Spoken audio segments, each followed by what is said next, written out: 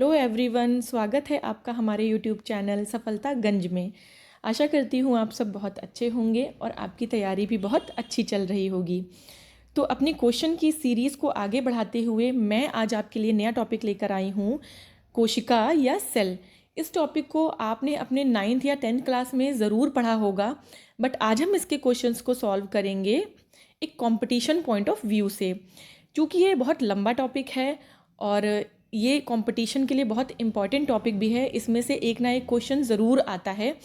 तो इसलिए हम इसको 2 पार्ट में सॉल्व करेंगे। एक पार्ट में अगर सॉल्व करेंगे तो वीडियो ज़्यादा लंबा हो जाएगा, इससे आपको बोरियत महसूस होने लगेगी, इसलिए मैंने इसके क्वेश्चंस को 2 पार्ट में डिवाइड कर दिया है। तो वीडियो शुरू करने से पहले आपको पता है कि क्या करना है। हमारे वीडियो को लाइक करना है, शेयर करना है और हमारे चैनल को सब्सक्राइब करना है, सो दैट ऐसे ही इम्पॉर्टेंट कंटेंट हम आप तक पहुंचा सकें और आपके एग्ज़ाम में हेल्प कर सकें। तो बिना किसी देरी के चलिए स्टार्ट करते हैं हमारे वीडियो को। तो क्वेश्चंस को सॉल्व करने से पहले मैं आपको एक ओवरव्यू देना चाहती हूँ सेल का। दोनों ही सेल का ओवरव्यू दूंगी मैं आपको, प्लांट सेल का भी और एनिमल सेल का भी। अभी जो हम फर्स्टली स्टार्ट करेंगे ये प्लांट सेल है। ये जो है हमारी ये एक प्लांट सेल है, यानी कि पादप कोशिका है। ठीक है, यानी पौधों की कोशिका जो होती है उसे पादप कोशिका बोलते हैं या प्लांट सेल बोलते हैं। अब जो कोशिका होती है, जैसा कि आपको पता होगा, ये किसी भी जीव की, चाहे वो प्लांट हो चाहे वो एनिमल हो, किसी भी ऑर्गेनिज्म की सबसे छोटी आधारभूत इकाई होती है। इसीलिए इसे हम संरचनात्मक और क्रियात्मक इकाई भी बोलते हैं। ये किसी भी ऑर्गेनिज्म की सबसे छोटी आधारभूत संरचनात्मक और क्रियात्मक इकाई होती है। ये डेफिनेशन आपने ज़रूर पढ़ी होगी। अब हम शुरू करते हैं इसके ऑर्गेनेल्स के बारे में। मतलब ये जो कोशिका है, इसमें जो आपको ये लेबलिंग दिख रही है डिफरेंट डिफरेंट, ये इसके अंग हैं। ये पूरी कोशिका है और ये इसके बाकी ऑर्गेनेल्स हैं। तो एक प्लांट सेल जो होती है हमारी, उसका जो सबसे आउटर लेयर होती है, सबसे बाहर की जो जिसे कहते हैं ना मेम्ब्रेन होती है, जो झिल्ली होती है, उसे हम कोशिका भित्ति कहते हैं। ये देखिए, ये लिखा हुआ है कोशिका भित्ति। सबसे आउटर, सबसे बाहरी जो लेयर होती है उसे हम कोशिका भित्ति बोलते हैं या सेल वॉल बोलते हैं। सेल वॉल, इसको आपको बहुत याद रखना है, क्योंकि ये एक ऐसा फीचर है, ये केवल प्लांट सेल में ही पाई जाती है। जो सेल वॉल है, कोशिका भित्ति है, वो केवल प्लांट सेल में ही पाई जाती है। ये हमारी जो जंतु कोशिका होती है उसमें नहीं होती है। जो हमारी ये जंतु कोशिका होती है उसमें ये नहीं होती है, एब्सेंट होती है। ठीक है। उसके बाद जो नेक्स्ट स्ट्रक्चर है हमारा, वो है प्लाज्मा झिल्ली। कोशिका झिल्ली, हम इसकी नंबरिंग कर देते हैं। सॉरी, ये कोशिका भित्ति नंबर 1, हम हर ऑर्गेनेल की नंबरिंग करते चलेंगे। फिर ये नंबर 2 प्लाज्मा मेम्ब्रेन। प्लाज्मा झिल्ली जो होती है, अच्छा, कोशिका भित्ति का काम क्या होता है?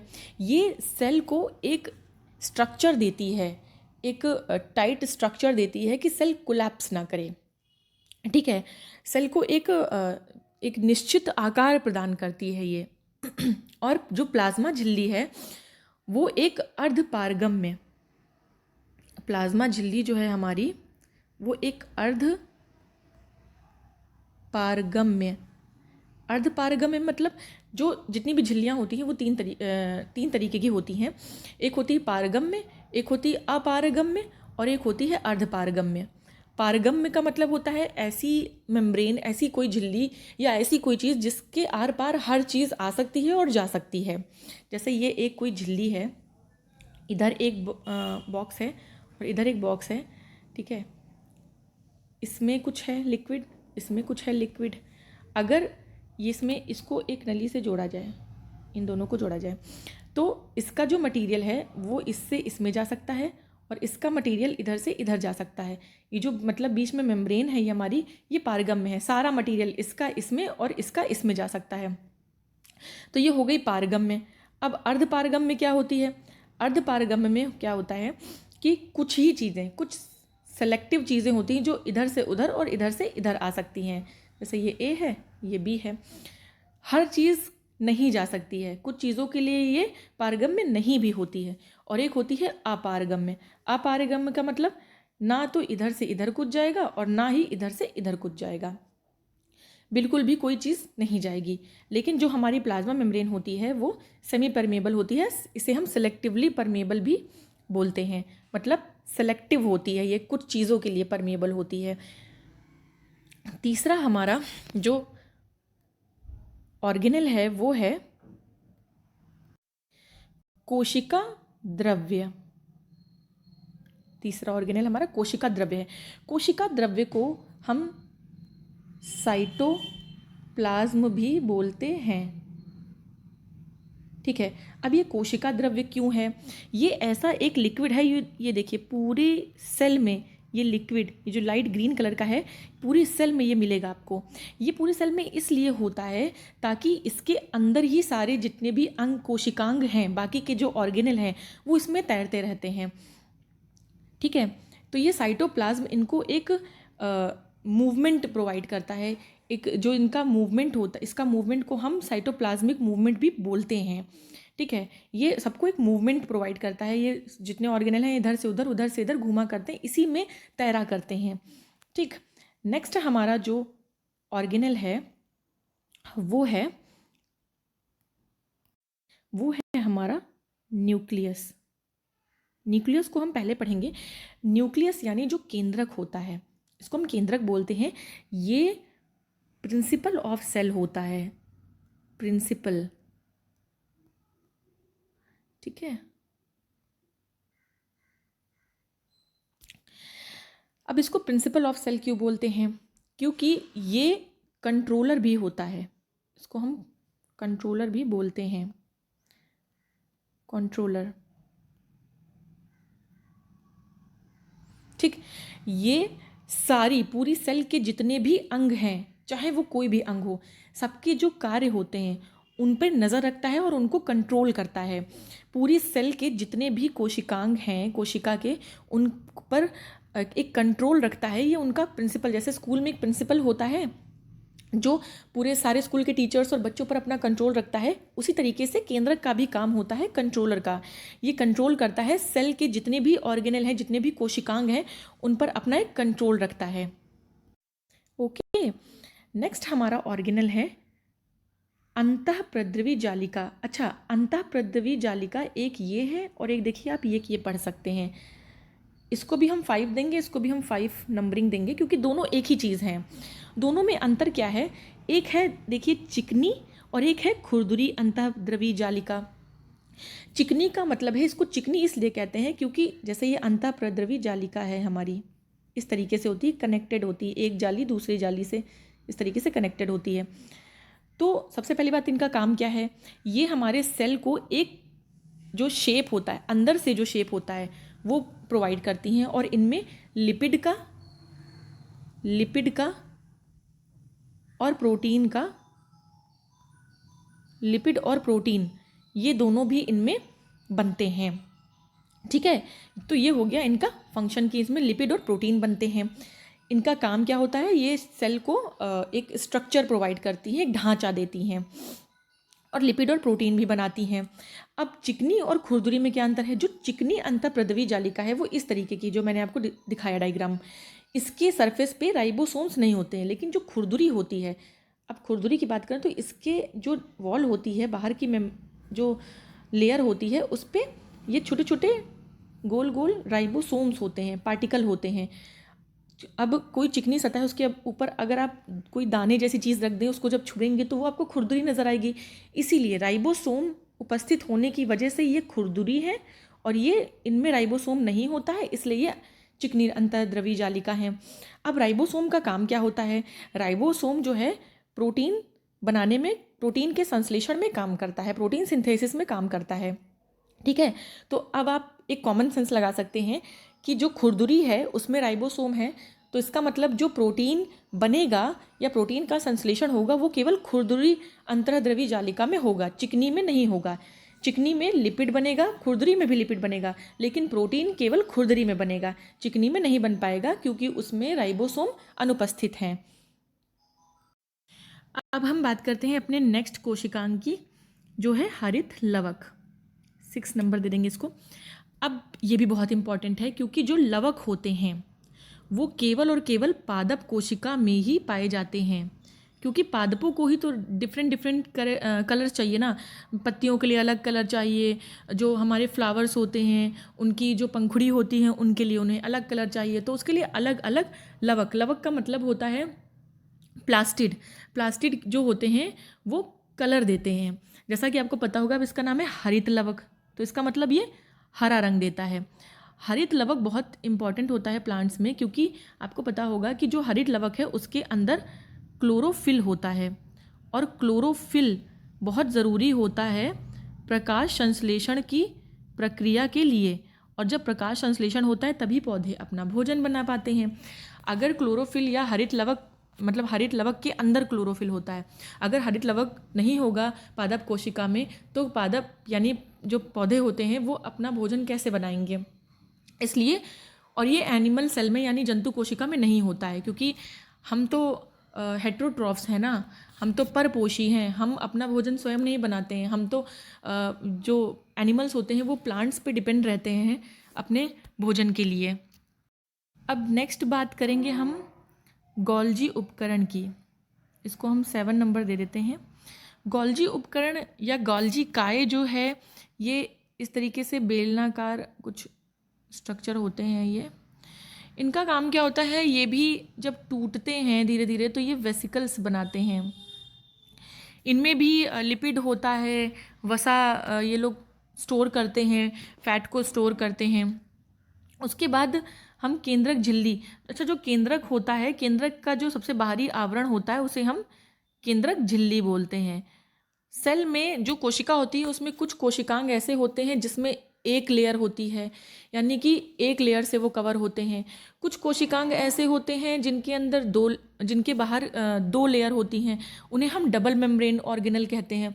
जिनके बाहर एक लेयर होती है उनको हम सिंगल मेम्ब्रेन ऑर्गेनल बोलते हैं। तो इस पे भी क्वेश्चन आते हैं कि कौन कौन से कोशिकांग हैं जिनमें डबल लेयर होती है और कौन कौन से कोशिकांग हैं जिनमें केवल सिंगल लेयर होती है। आगे हम क्वेश्चंस में सॉल्व करेंगे। तो इसमें मैं बताती चल रही हूँ, जो केंद्रक है वो डबल मेम्ब्रेन होता है, ठीक है। नेक्स्ट कोशिकांग जो है वो हमारा है माइटोकॉन्ड्रियन, बड़ा ही इंपॉर्टेंट है माइटोकॉन्ड्रियन या माइटोकॉन्ड्रिया।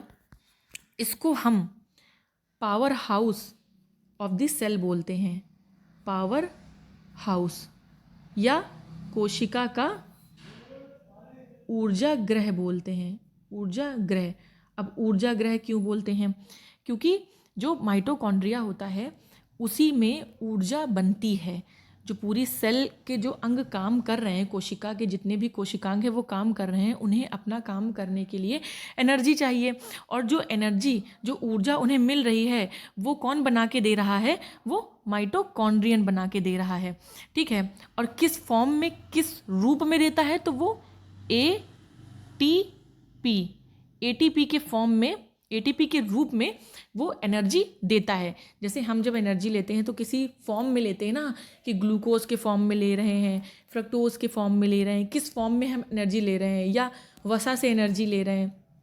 उसी तरीके से जो माइटोकॉन्ड्रिया एनर्जी बनाता है, जो यूज़ करते हैं कौन, कोशिकांग हमारे, वो एटीपी के रूप में होती है, ठीक। नेक्स्ट हम पढ़ेंगे राइबोसोम के बारे में, ये हमारा 10वां कह देते हैं। अच्छा, राइबोसोम का मैं आपको बता चुकी हूँ काम, कि ये अकेले भी घूमा करते हैं, ऐसे सेल के पूरे देखिए बीच बीच में घूमा करेंगे, और ये अंतःप्रद्रवी जालिका जो है खुरदुरी वाली, उसके ऊपर भी ये मिलते हैं। तो इनका काम मैंने आपको बताया है, इनका फंक्शन होता है प्रोटीन का संश्लेषण करना। हरित लवक मैं आपको बता ही चुकी हूँ। अच्छा, एक ये बचा लाइसोसोम। लाइसोसोम क्या होता है, इसको हम कोशिका की आत्महत्या की थैली भी बोलते हैं, इसको हम कोशिका की आत्महत्या की थैली भी बोलते हैं। अब इसको हम आत्महत्या की थैली क्यों बोलते हैं, इसमें क्या होता है, इसमें कुछ हाइड्रोलिटिक एंजाइम होते हैं। वो एंजाइम क्या करते हैं, ये एंजाइम होते हैं इसके अंदर कुछ, वो हाइड्रोलिटिक एंजाइम होते हैं। वो एंजाइम्स क्या करते हैं, जो फालतू की चीज़ें होती हैं उनको खा जाते हैं। कोशिका में कुछ फालतू की चीज़ें भी होती हैं, उन्हें खा जाते हैं। और एक दिन ऐसा आता है कि ये खुद फट जाती है। जब इसमें ज़्यादा चीज़ें भर जाती हैं तो ये खुद फट जाती है और इसको अपनी हत्या खुद ही कर लेती है। इसलिए हम इसको आत्महत्या की थैली बोलते हैं। अपने आप को खुद ही नष्ट कर लेती है, मतलब अपनी हत्या खुद ही कर लेती है, इसलिए हम इसे आत्महत्या की थैली बोलते हैं। इसी तरीके से क्वेश्चंस आते हैं, कोशिका के किस अंग को आत्महत्या की थैली कहते हैं, ठीक है, कोशिका के किस अंग को ऊर्जा गृह कहते हैं, और हाँ, ये हरित लवक जो है इसे हम किचन बोलते हैं, ठीक है।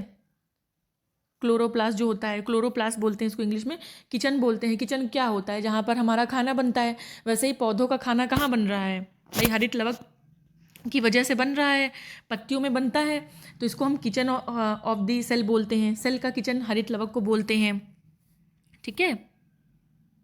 तो इस तरीके से हमने अपनी प्लांट सेल को कंप्लीट कर लिया। तो अब हम प्लांट सेल के बारे में पढ़ चुके हैं और स्टार्ट करेंगे एनिमल सेल या जंतु कोशिका के बारे में।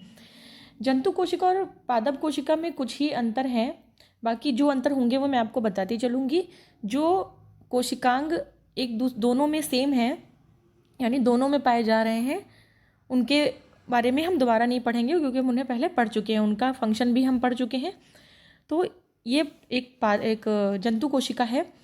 और आप जैसा कि देख रहे हैं, जंतु कोशिका में जो सबसे बाहरी झिल्ली होती है उसे प्लाज्मा झिल्ली कहते हैं, जिसके बारे में हमने पढ़ा है पादप कोशिका में भी। इसमें कोशिका भित्ति जो सेल वॉल होती है वो नहीं होती है। ये बहुत इम्पॉर्टेंट है, कई बार ये क्वेश्चन आता है कि इनमें से कौन सा कोशिकांग पादप कोशिका में पाया जाता है परंतु जंतु कोशिका में नहीं पाया जाता है। तो वो होता है सेल वॉल या कोशिका भित्ति। उसके बाद दूसरा हम सेल ऑर्गेनल देखेंगे, आपका लाइसोसोम। जैसे ये लिखा है, लाइसोसोम हमने पढ़ा है, आत्महत्या की थैली से बोलते हैं, ठीक है। राइबोसोम हमने पढ़ा है, प्रोटीन संश्लेषण में सहायता करता है। माइटोकॉन्ड्रियन हमने पढ़ा है, इसको ऊर्जा गृह कहते हैं सेल का। खुरदरी अंतर्द्रव्य जालिका हमने पढ़ा है, खुरदरी इसलिए कहते हैं क्योंकि इसके मेम्ब्रेन पे राइबोसोम होते हैं। कोशिका द्रव्य हमने साइटोप्लाज्म पढ़ा है। केंद्रक कंट्रोलर होता है सेल का। कोशिका केंद्रकीय झिल्ली, केंद्रक की जो मेम्ब्रेन होती है उसे केंद्रकीय झिल्ली बोलते हैं। चिकनी अंतःद्रव्य जालिका, इस पर राइबोसोम्स नहीं होते हैं इसलिए ये चिकनी होती है। गोल्जी उपकरण लिपिड बनाता है। अब एक आप देख रहे होंगे, ये तारक केंद्र, तारक केंद्र को बोलते हैं हम सेंट्रोसोम। ये जो सेंट्रोसोम होता है ये एक बहुत ही इम्पॉर्टेंट फीचर है केवल और केवल एनिमल सेल का या जंतु कोशिका का। ये पादप कोशिका में नहीं पाया जाता है। अब इसका काम क्या होता है? इसका काम ये होता है कि जब कोशिका विभाजन हो रहा होता है, क्या होता है, कोशिका सबसे छोटी इकाई है, तो हमारा सेल लाखों करोड़ों कोशिकाओं से मिलकर बना हुआ है। हमारा जो बॉडी है, शरीर है, वो लाखों या करोड़ों मिलियंस में कोशिकाएं हैं उनसे मिलकर बना हुआ है, क्योंकि बहुत छोटी होती हैं। तो क्या होता है, अब जब एक ऑर्गेनिज्म बनता है तो वो एक सेल का होता है। ये एक सेल का है कोई ऑर्गेनिज्म। अब वो आगे चल के ये सेल 2 सेल में बट जाएगी, इसमें डिवीज़न हो जाएगा, विभाजन हो जाएगा। फिर आगे चल के इस एक सेल से और 2 सेल बनेंगी, फिर इस एक सेल से और 2 सेल बनेंगी। तो इस तरीके से कोशिका में विभाजन होता है, ठीक है, जिससे कोशिकाओं की संख्या बढ़ती रहती है और एक बड़ा सा प्लांट या एक बड़ा सा एनिमल तैयार हो जाता है, क्योंकि उसमें डिवीज़न होता है सेल में। तो जब ये सेल डिवीज़न हो रहा होता है, जब कोशिका का विभाजन हो रहा होता है जंतुओं में, पादपों में नहीं, जंतुओं में जब हो रहा होता है, तब एक बहुत इम्पॉर्टेंट प्रोसेस हो रही होती है जिसे हम कहते हैं स्पिंडल फाइबर। स्पिंडल फाइबर बन रहे होते हैं, ठीक है। ये स्पिंडल फाइबर बहुत ज़रूरी होते हैं क्योंकि ये क्रोमोसोम के नंबर को बैलेंस करते हैं। लेकिन ये स्पिंडल फाइबर, अब आप सोचेंगे कि क्या कोशिका विभाजन पादपों में नहीं होता है? ऐसा नहीं, पादपों में भी होता है, लेकिन उनमें ये स्पिंडल फाइबर फॉर्मेशन के लिए, जब ये स्पिंडल फाइबर बनाना होता है उसके लिए एक अलग तरीके की प्रक्रिया होती है, जो भिन्न होती है हमारे जंतु कोशिका से, इसलिए उनको तारक केंद्र की ज़रूरत नहीं होती है पादपों को। इसलिए तारक केंद्र पादप सेल कोशिका में अनुपस्थित होता है। ठीक है, ये एक बहुत इम्पॉर्टेंट फीचर है हमारी एनिमल सेल का। तो अब हमने प्लांट सेल और एनिमल सेल दोनों को ही डिटेल में पढ़ लिया है। अब हम आसानी से इसके क्वेश्चंस सॉल्व कर पाएंगे। तो बढ़ते हैं हमारे क्वेश्चंस की तरफ। तो दोस्तों, हमारा पहला क्वेश्चन है, सेल नाम किस जीव वैज्ञानिक ने सर्वप्रथम दिया था?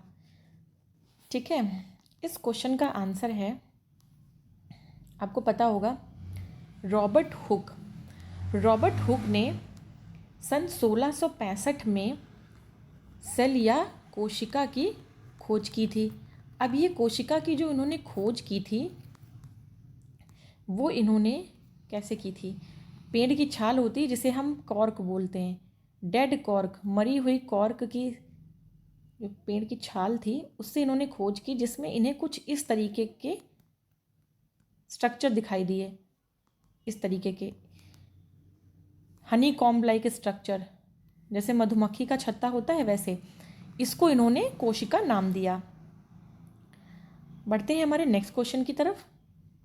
कौन सी रचना जंतु कोशिका को वनस्पति कोशिका से विभेदित करती है?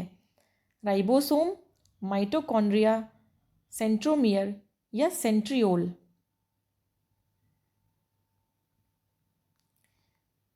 इसका आंसर है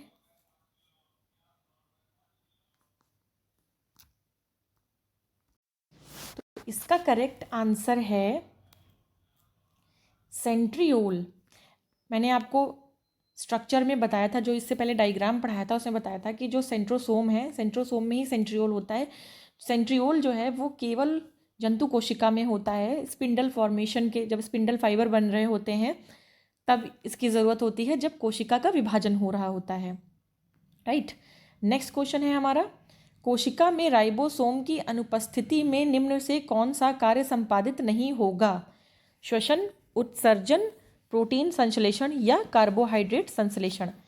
ये भी मैंने आपको अभी पढ़ाया है जस्ट, कि राइबोसोम प्रोटीन संश्लेषण में हेल्प करते हैं, मदद करते हैं। अगर राइबोसोम नहीं होंगे तो प्रोटीन नहीं बन पाएगा, प्रोटीन फॉर्मेशन नहीं हो पाएगा।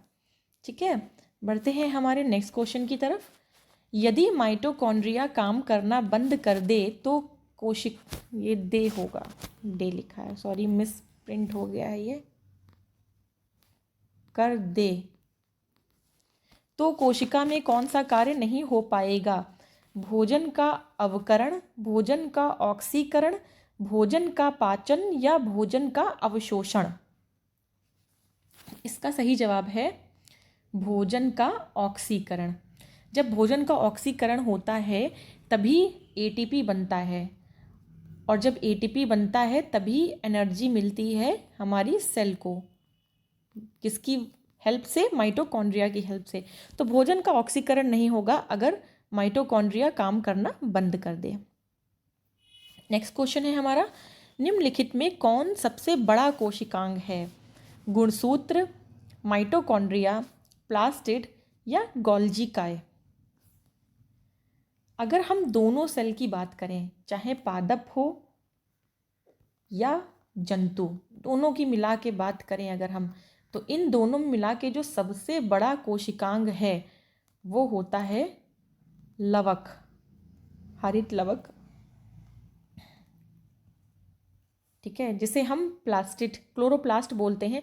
लवक को हम प्लास्टिड बोलते हैं, किसी भी तरह का लवक, क्योंकि लवक केवल हरित ही नहीं हो सकता है, लवक हमारा लाल भी हो सकता है, लवक हमारा पीला भी हो सकता है, क्योंकि पीला भी तो रंग होता है सब्जियों में और फूलों में, तो वो हरित लवक नहीं होता है, वो पीला लवक होता है।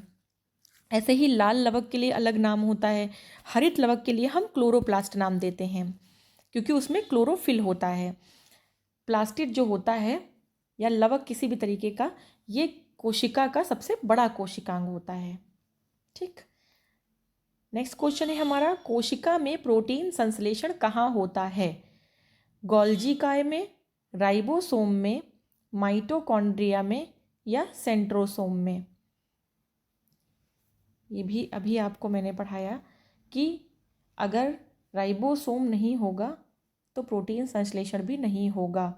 राइबोसोम की वजह से ही प्रोटीन संश्लेषण होता है, प्रोटीन का फॉर्मेशन होता है। अगर राइबोसोम नहीं होगा तो प्रोटीन का फॉर्मेशन भी नहीं होगा। कोशिका को निश्चित रूप प्रदान करती है, ये कि नहीं आएगा यहाँ पे। कोशिका को एक निश्चित रूप प्रदान करती है कोशिका झिल्ली, कोशिका भित्ति, केंद्रिका या गोल्जिका है। अब आप इसमें कहेंगे कि मैम आपने तो बताया था कि सेल वॉल जो होती है वो केवल प्लांट सेल में होती है, पादप कोशिका में होती है, और वही जो है शेप देती है सेल को। लेकिन आप देखिए क्वेश्चन कह रहा है कोशिका को एक निश्चित रूप प्रदान करती है। इसमें क्वेश्चन में ये नहीं डिफाइन किया गया है कि हम पादप कोशिका की बात कर रहे हैं या जंतु कोशिका की बात कर रहे हैं। तो अगर इस तरीके का क्वेश्चन आता है तो आपका ऑप्शन जो है वो कोशिका झिल्ली यानी प्लाज्मा मेम्ब्रेन सही होगा, क्योंकि वो दोनों में होती है, पादप कोशिका में भी और जंतु कोशिका में भी। लेकिन अगर क्वेश्चन होता कि पादप कोशिका को निश्चित रूप प्रदान करती है तो आपका आंसर सेल वॉल हो जाता। ओके, नेक्स्ट क्वेश्चन है हमारा, कोशिका का ऊर्जा ग्रह पावर हाउस किसको कहा जाता है? गोल्जिकाए, न्यूक्लियोलस, माइटोकॉन्ड्रिया या राइबोसोम? इसका करेक्ट आंसर है माइटोकॉन्ड्रिया। आपको मैंने डिस्क्रिप्शन में भी समझाया था। नेक्स्ट क्वेश्चन है, पादप कोशिकाओं का सबसे बाहरी आवरण कहलाता है? कोशिका झिल्ली, कोशिका भित्ति, टोनोप्लास्ट या अंतःप्रद्रवी जालिका? मैंने कहा था आपसे ये बहुत इंपॉर्टेंट है क्वेश्चन, और देखिए आ गया। पादप कोशिकाओं का सबसे बाहरी आवरण कोशिका भित्ति होता है, यानी सेल वॉल होता है। अगर यही क्वेश्चन होता कि जंतु कोशिका का सबसे बाहरी आवरण क्या होता है, तब वो होता आंसर प्लाज्मा मेम्ब्रेन या कोशिका झिल्ली।